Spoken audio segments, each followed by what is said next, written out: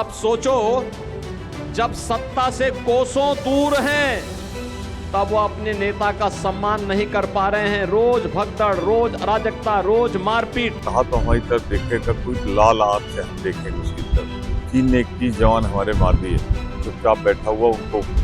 ये ऐसा प्रधानमंत्री है जो चीन के प्रधानमंत्री को झूला झूला। नमस्कार, श्रेष्ठ यूपी देख रहे हैं आप। मैं हूं आपके साथ हर्ष भारद्वाज। लोकसभा चुनाव के 6वें चरण के मतदान का वक्त आ गया है। देश में कुल 50 से ज्यादा सीटों पर 25 मई को करीब 850 से ज्यादा प्रत्याशियों की किस्मत का फैसला ईवीएम में कैद होने जा रहा है। और लोकसभा चुनाव के आखिरी चरणों में यूपी के पूर्वांचल की कुल 27 सीटों की सियासी जंग का फैसला भी होने वाला है, जिसमें पीएम मोदी का संसदीय क्षेत्र काशी और सीएम योगी का गढ़ गोरखपुर भी शामिल है। ऐसे में आप भी जानिए कि मतदान से पहले मिल रहे सियासी संकेत पूर्वांचल की कौन सी कहानी बयां कर रहे हैं। लोकसभा चुनाव के 5 चरण गुजर चुके हैं और 2024 का सियासी रण आखिरी 2 चरणों से गुजर रहा है। ये दोनों चरण खासकर यूपी के लिहाज से बेहद खास रहने वाले हैं, क्योंकि 6वें और 7वें चरण में पीएम मोदी के संसदीय क्षेत्र काशी और सीएम योगी के गढ़ गोरखपुर समेत पूरे पूर्वांचल में बीजेपी की असली परीक्षा होने वाली है, जिसके चलते पक्ष विपक्ष समेत सभी दलों ने पूरी ताकत झोंक दी है। सीएम योगी ने जौनपुर में कांग्रेस सपा की वर्तमान स्थिति जनता को समझा दी है। और अब तो समाजवादी पार्टी की और कांग्रेस की स्थिति क्या है, ये आप देख रहे होंगे।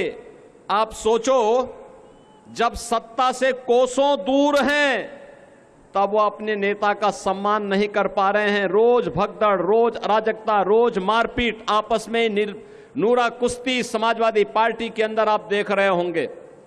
बहनों और भाइयों, जब इस सत्ता में रहे होंगे तब इन्होंने उत्तर प्रदेश की जनता का खून कैसे चूसा होगा, कैसे शोषण किया होगा, यह किसी से छुपा हुआ नहीं है। और इसीलिए मैं आपसे अपील करने के लिए आया हूं।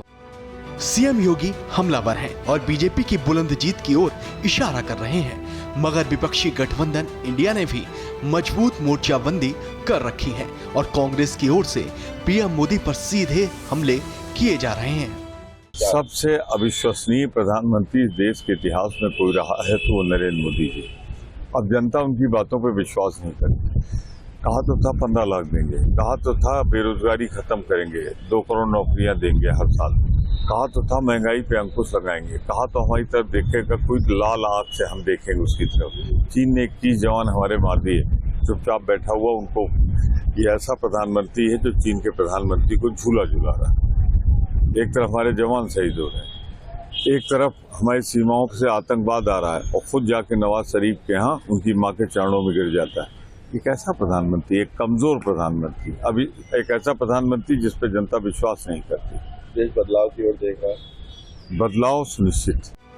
कांग्रेस की ओर से बीजेपी पर किए जा रहे हमलों के बीच सीएम योगी डटे हुए हैं और जौनपुर में सीएम योगी ने बीजेपी के 400 पार के लक्ष्य पर जोर दिया है। दरअसल लोकसभा चुनाव में 6वें चरण में यूपी की जिन सीटों पर वोटिंग होनी है, उसमें सुल्तानपुर, प्रतापगढ़, फूलपुर, प्रयागराज, अंबेडकर नगर, श्रावस्ती, डुमरियागंज, बस्ती, संत कबीर नगर, लालगंज, आजमगढ़, मछली शहर, भदोई और जौनपुर शामिल हैं। इसीलिए सीएम योगी जौनपुर में बता रहे हैं कि बीजेपी 400 पार के विजन को साकार करने के लिए हर हालत में जौनपुर में जीत हासिल करना चाहती है।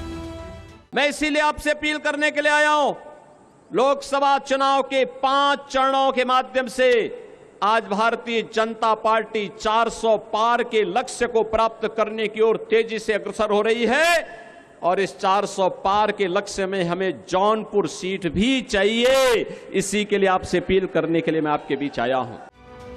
यूपी की कुल 14 सीटों पर 6वें चरण में तो 7वें चरण में 13 सीटों पर 1 जून को वोटिंग होनी है। 7वें चरण में पीएम मोदी के संसदीय क्षेत्र काशी और सीएम योगी की कर्मभूमि गोरखपुर समेत मिर्जापुर, चंदौली, घोसी, गाजीपुर, महराजगंज, कुशीनगर, देवरिया, बांसगांव, सलेमपुर, बलिया और रॉबर्ट्सगंज में मतदान होना है, जिसके चलते सियासी पारा लगातार चढ़ता जा रहा है।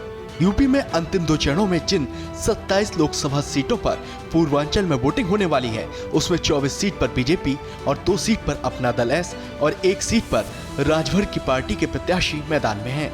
वहीं सपा 22 सीट पर उम्मीदवार उतारकर चुनावी मैदान में डटी हुई है तो 4 सीटों पर कांग्रेस के प्रत्याशी किस्मत आजमा रहे हैं, जिनकी किस्मत का फैसला जल्द 4 जून को देश के सामने आ जाएगा। फिलहाल ऐसी और खबरों के लिए आप देखते रहिए श्रेष्ठ यूपी। यूपी की हर खबर देखने और उनसे अपडेट रहने के लिए हमारे चैनल श्रेष्ठ यूपी को सब्सक्राइब और लाइक करें। साथ ही बेल आइकन को दबाना ना भूलें, जिससे हमारे हर वीडियो की जानकारी आप तक पहुंचती रहे।